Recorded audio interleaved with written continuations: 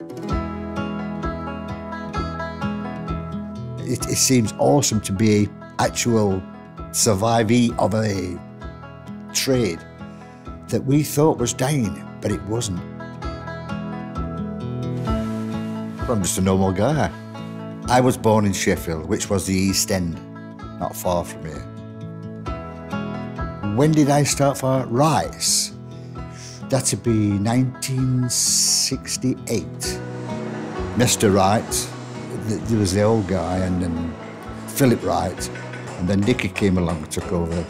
But unfortunately, that didn't work out for him. But the situation has changed. Paul saved it. I spoke to him in detail and asked him why he'd spent all this money, which is a lot of money, hundreds of thousands of pounds, putting all this machinery right. And he said to me, I've had a passion to do something like this in life. Now, this team are making scissors to the scissors I like, which is striving for perfection.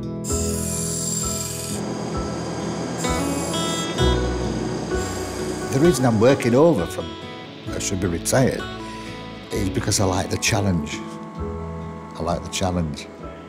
Because there isn't a challenge here that I can't take on and beat.